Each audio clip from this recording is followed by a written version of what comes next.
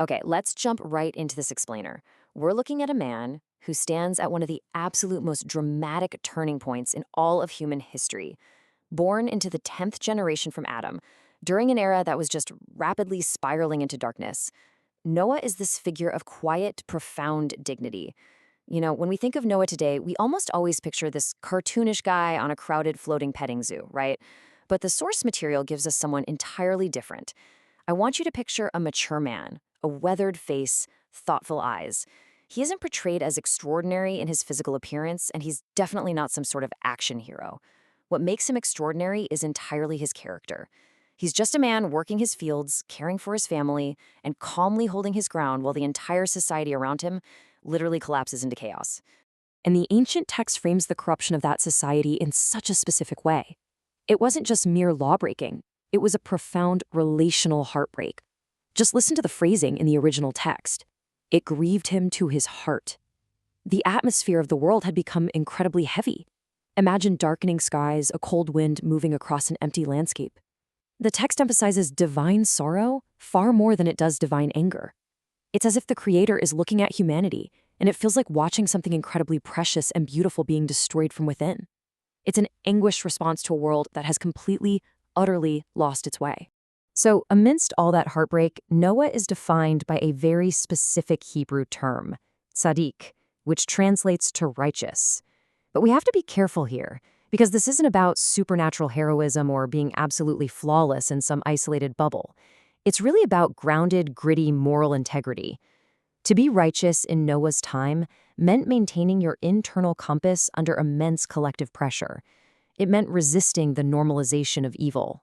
While literally everyone else was adjusting their moral boundaries to fit the times, Noah just held his ground. He didn't escape the world. He lived right in the middle of it. He just simply refused to be defined by its corruption. And that corruption was intense. Violence, or chemas in the ancient Hebrew text, had become the literal atmosphere of humanity. We aren't talking about an isolated crime here and there. It was the fundamental way society functioned. It saturated relationships, intentions, and even the human imagination. This creates such a dark, heavy contrast between Noah's calm, agricultural life and the frantic, exploitative society surrounding him. Moments of innocence were just entirely lost to a culture of power and domination. Think about how completely exhausting it is to live in a culture driven entirely by power and exploitation. Well, that was Noah's everyday reality. Now, put yourself in his shoes for 120 years. This sheer number represents a lifetime of sustained effort building a massive structure of preservation. Think about the heavy psychological burden of that isolation. Noah is gradually aging, his family is growing older, and all the while the society around him just continues its normal life. They're laughing, trading, celebrating, and entirely ignoring the warning signs. The ark is sitting there getting larger and larger, a massive, visible symbol of faith, while the surrounding culture remains completely spiritually blind to what is coming. Tracking this timeline, you can really feel the burden of faith without evidence. Noah is building for a reality he cannot see based on a warning of a flood when, historically, rain like that had never even been seen. And it all culminates in year 120 with creation finally gathering. But notice something crucial here. There is no magical spectacle. The source material describes diverse animals arriving naturally, moving majestically across the landscapes toward the ark.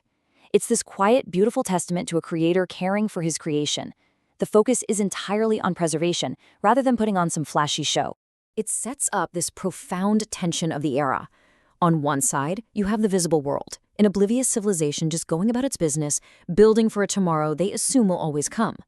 On the flip side, you have Noah's unseen reality, a solitary family rhythmically, faithfully preparing for an unthinkable catastrophe. Noah's greatness wasn't found in dramatic speeches or grand gestures. It was in his prolonged, silent obedience, going completely against the grain of the entire visible world.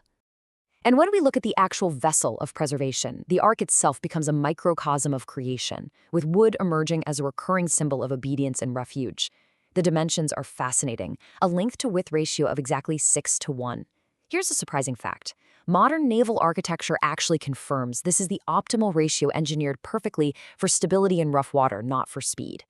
While earlier generations built towering structures upward to challenge the heavens, Noah builds a low, heavy, stable box simply to survive. It represents his faith made visibly, physically tangible over a century of back-breaking labor. Then we reach this moment, and I really want you to imagine the emotional atmosphere of finality here. Noah and his family enter the ark. They take their last glances at the outside world. Heavy clouds are gathering above. And then we get this incredibly heavy line in the text, and the Lord shut him in. Noah doesn't close the door. The Creator does. It's a profound silence as that enormous door finally closes, sealing the boundary of grace. It marks the definitive, irreversible end of an entire age of human history. Which brings us to a terrifying thought, and it shifts our perspective from what we usually picture as a loud, chaotic disaster movie to a very solemn cosmic tragedy. What actually happens when the very boundaries that make life possible are suddenly removed? Well, instead of mere weather, we see the literal uncreation of the world. If you look at the language in the original texts, it directly reverses the creation steps we see in Genesis 1.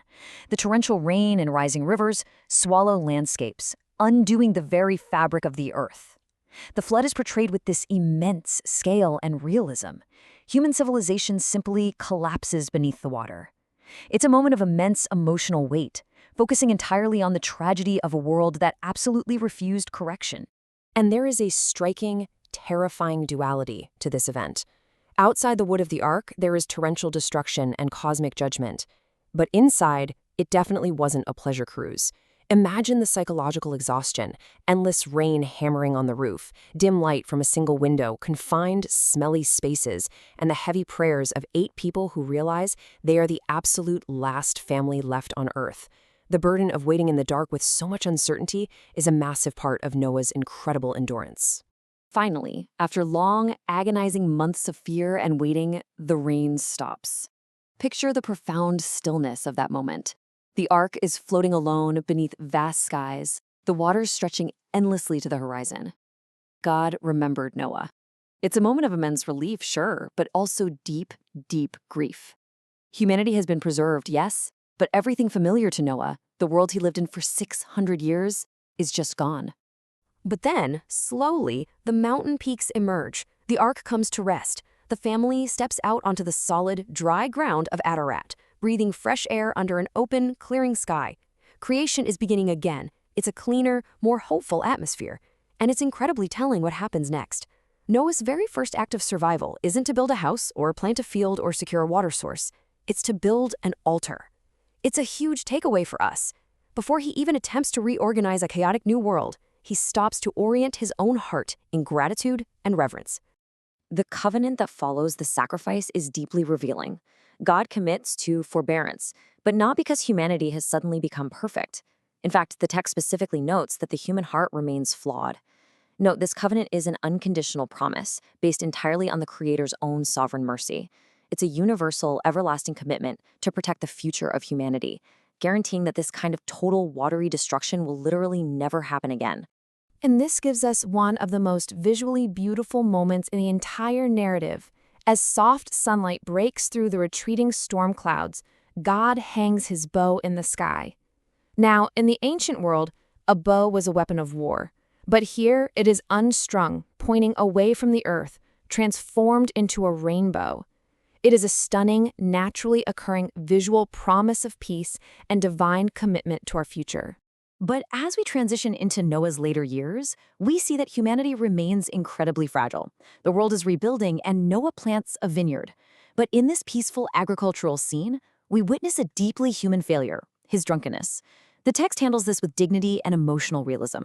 The focus isn't really on scandalous behavior, but on profound vulnerability. The great survivor, the righteous man who withstood the collapse of the entire world, experiences a loss of vigilance, proving that sometimes the absolute greatest danger after surviving a crisis is internal relaxation. Looking at how his sons react to his nakedness in the tent, we see the seeds of future nations beginning to divide.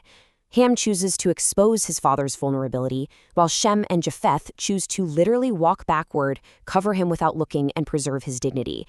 It's a really sobering reminder. The flood washed the dirt off the earth, but it could not cleanse the human heart. Humanity was preserved, but we still carry those same deep internal wounds. Which leaves us exactly here, As an elderly Noah looks out over a growing, yet fundamentally flawed new world, settlements popping up, fields growing, a beautiful sunset over a renewed earth, his face carries both immense hope and heavy realism. He knows exactly what humanity is capable of, both the breathtakingly good and the horrifyingly evil. And it leaves us with this lingering, provocative question. If a wiped clean earth and a completely fresh start couldn't fix our internal nature, what will it actually take to save us from ourselves? It's a question that completely sets the stage for the rest of human history as the world waits for a much greater redemption.